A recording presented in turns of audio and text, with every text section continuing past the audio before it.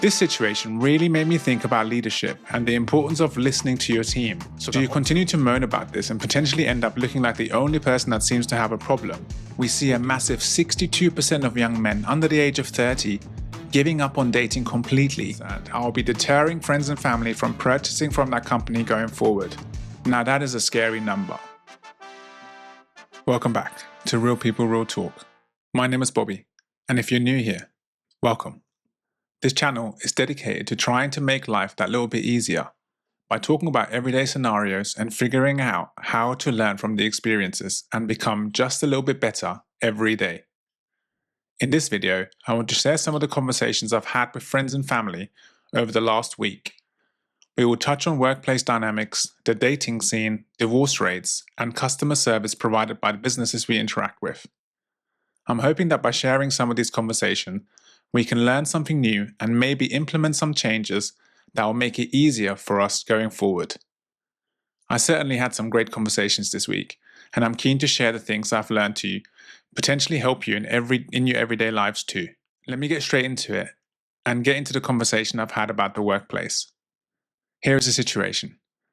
My friend works at a place where he's given a van for the day to do the job he needs to do.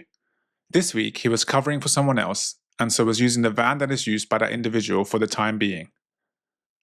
Turns out this van was incredibly dirty. I'm talking mud everywhere, a huge amount of stones under the mat, half-eaten sandwiches, and just a lot of dirt. This has put my friend in a position where he's not comfortable to be sitting in there for the whole day, and he also feels that actually it's unsafe with the debris all over the place. He voiced his concern to his management team, but was told that it's a busy day and to just get on with it. After all, it's just a little bit of dirt. Well, what he's saying is that actually it's a lot more than that. That's his workplace for the day, his office, and he does not feel he can perform at the right level when it looks and smells the way it does. He finds himself in a predicament. What does he do? I mean, what would you do? Do you continue to moan about this and potentially end up looking like the only person that seems to have a problem? Or do you just get on with it and allow it to affect your mood for the whole day? If you're not comfortable, you're also not happy, which essentially means the day is pretty much written off. And on top of that, it's probably going to carry over into your evening with your friends and family. This situation really made me think about leadership and the importance of listening to your team so that obstacles can be removed. It may feel like we're only helping the one person to sort out an issue, but actually, the actions will be seen by many and speak volumes for the values we're instilling in the team, department, or company. It would have been great to see that manager say, "Let's go have a look and give it a clean together so that you can get back to your work." Not only will this increase the respect the manager receives, but also gives him or her an opportunity to tell the person or people who caused the mess that they spent X amount of time cleaning up after them and they need to be better going forward. This scenario also made me think about taking initiative in the workplace. Sometimes it may feel like we're the only ones voicing a desire for change. And in those instances, it may have to be us that takes the action.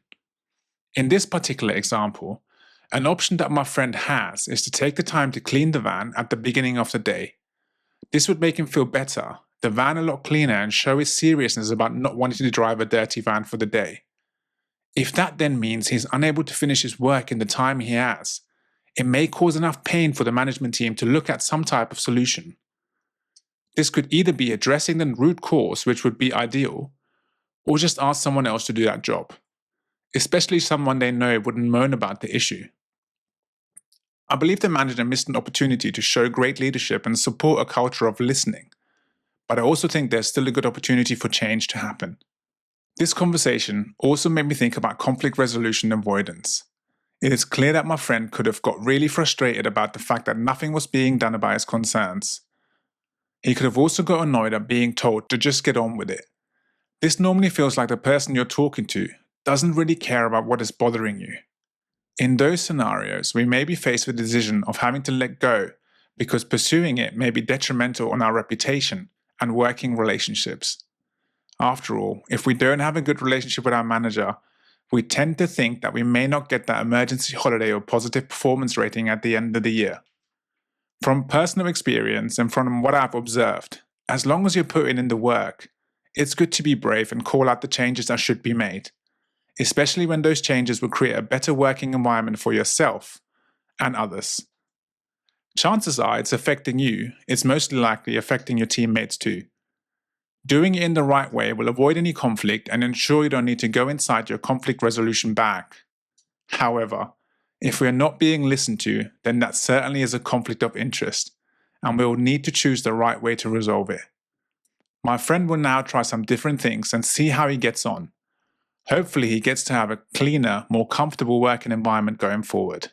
I had another great conversation with one of my friends this week about dating. A number of my friends are in the position where they're tackling the modern dating scene and figuring out how this works as they go along. I think it's quite common knowledge that the dating scene as it stands today is quite difficult to navigate. Here is some statistics from Professor Scott Galloway, specifically about young men.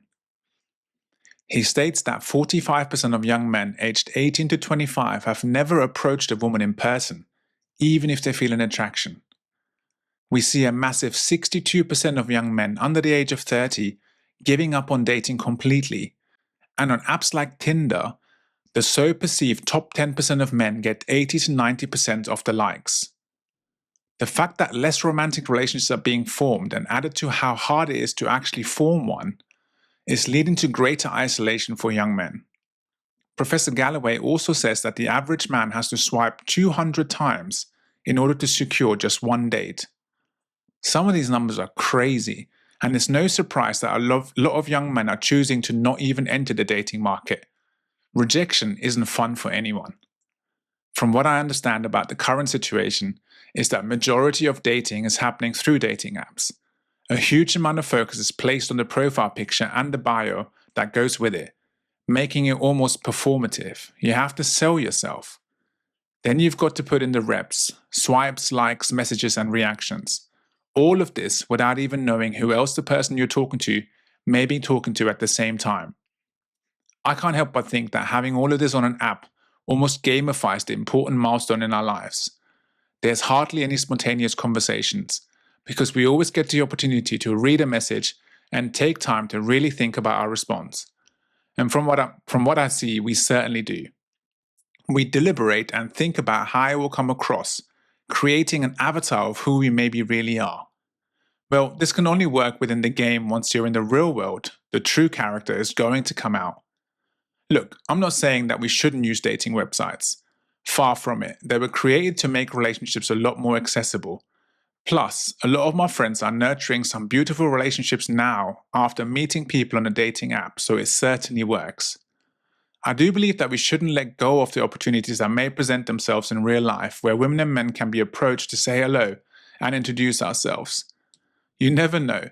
The non-standard approach may send a signal of really wanting to make a connection. This may also help the 62% of young men who are choosing to give up on dating because they don't have to go through the struggles of the app. It does feel to me that if we are on the apps, the stakes are a lot higher because the competition is so prominent. If there is an abundance of profiles, then of course we will get very specific about what we want. Maybe it's a man who is at least 6 foot tall, or the fact that he has to have a full head of hair, great teeth, be in shape, and have an above average salary. Of course, the part about being picky can also be said about men looking for women on a dating app. Most likely men have their own similar list of things they'll be looking for, and it will be equally as hard to get to that next stage of the process.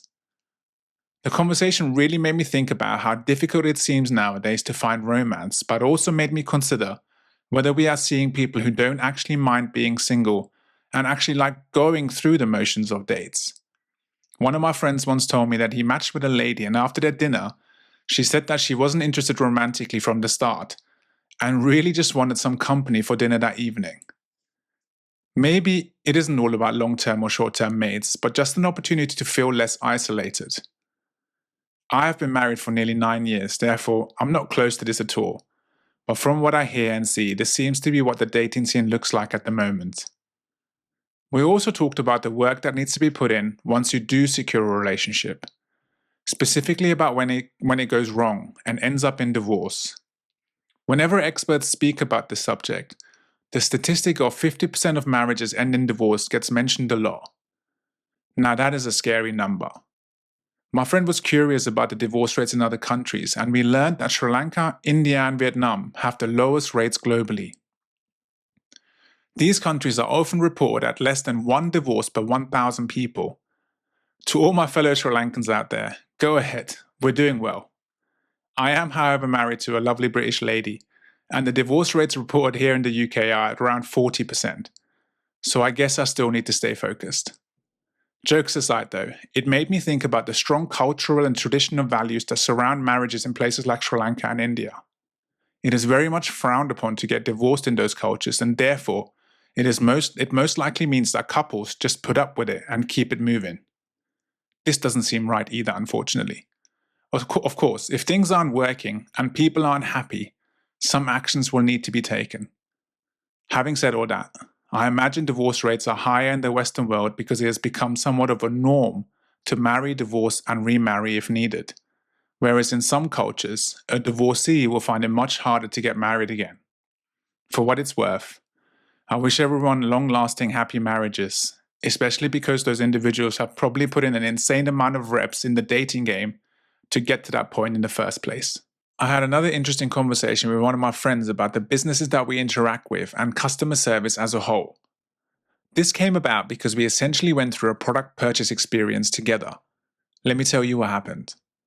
Last year, I was on the phone to my friend and he was talking about this particular phone case. We decided to buy it there and then. The case arrived, but he didn't actually put it on until about November or December in 2025.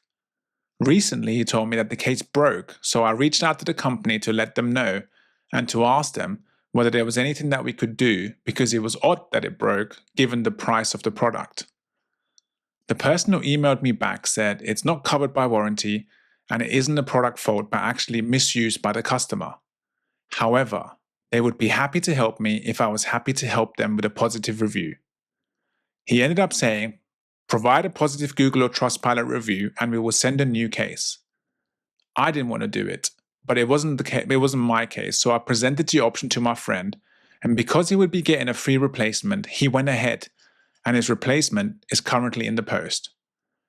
It made me think about customer service today, and my friend even said to me that he felt that companies don't really seem to care too much about the service they provide to their customers anymore. In this scenario, the most important thing for this company was to get a positive review on their product, even if they're getting you to lie by using their leverage of sending out a £50 phone case for free. Looking at their Google reviews thereafter, I couldn't help but think that all of the positive reviews were purchased by the company in the same way. I feel like in the good old days, it was about making a great product and then having a team in place that would give really good after-sales care to the customers. Whereas now, companies are driven by acquiring more and more new customers rather than looking after the ones here that they've already acquired. Once you have the buy-in from a customer by giving great service, you open up a key opportunity for them to tell more and more of their friends about the product and the service, resulting in more business in the future. Word of mouth has now been changed into reviews. Our one voice may have told 3 or 4 friends before, but by us leaving a review, we share our thoughts with hundreds, sometimes 1,000 people at any given moment. It makes sense to use that model, but it is imperative that the product is good, because this inspires genuine appreciation for the product, service, and the business as a whole. Some businesses are incredible with the after-sales care. They put some real work into making sure the customer is always looked after. There will be a direct correlation between the success of sales and the service that is provided. Dyson, Apple, Amazon, Uni, Lumi, and John Lewis are just some of the companies I have had interactions with where the service is fantastic. We have to remember that most companies nowadays will try and make it as easy as possible to purchase their product. And so, in a lot of cases, you won't need to speak to anyone to get a product from app to home. The only time you're reaching out to customer service is if something hasn't gone to plan. These companies all have one thing in common. They make it incredibly easy to rectify the problem. Whether that is in how you get hold of someone or the resolution that you get from that interaction. They take the hard work out of it, so it feels like every action they took along the way was with you, the customer in mind. What does that do to me as a consumer? Not only does it make me choose these businesses to purchase products from, it also makes me a recommender of their platform for whoever is asking. They make me an ambassador. Even if someone else is selling something similar for cheaper, I'm most likely going to opt for them. Unfortunately, for some companies, it's more about doing numbers now to benefit the bottom line than actually building a bond with the customers. The idea of acquiring a customer, making them a believer and then an ambassador, for me is still the number one way to succeed in business. Of course, I understand that I haven't sampled every business's service approach, but I know about the good ones, and I've seen some of the not so good ones. I like to go into every interaction with a fresh mind. I do think that one of the reasons some companies are failing here is due to the empowerment they have not given to their service employees. I love the story of Amazon where Jeff Bezos was taking customer service calls and realized that the employees did not have the facility to make a decision on a particular case, despite it making sense to do so. This is when they introduced a red button that can be pressed by an employee for an immediate escalation so that the right decision can be made. Things have obviously moved on from then, because I had a package delivered damaged just the other day, and I managed to get a refund from Amazon for the items without even speaking to anyone, just through a few clicks on the app. The do it first and look at it later mentality is the reason why they build trust with their customers so quickly. I say all this to say, the actions a company takes when things go wrong will determine future business and the positive word of mouth. My friend decided to get a new case for free so that his initial £50 didn't go to waste. But as far as I'm concerned, I'll be deterring friends and family from purchasing from that company going forward. And that isn't really about the quality of the case. It's about the way they approach that situation. Review farming doesn't feel like you believe in your own product or service. What can I say? I'm a sucker for customer service. You'll easily get a premium out of me just for getting the interaction right. There you go, my friends. Some of my more interesting conversations this week. Please drop me a comment and let me know if you'd like to hear more about any of the things we've talked about today. I'd be more than happy to dive a little bit deeper. And of course, if you haven't done so yet, please subscribe to the channel. Not only is it the number one way to support what we're doing here, it also lets me know that I'm on the right track with the content that I'm bringing to you. My name is Bobby, and this is Real People, Real Talk. Thank you for watching and all of your support so far. I really appreciate it. And I hope to see you again soon.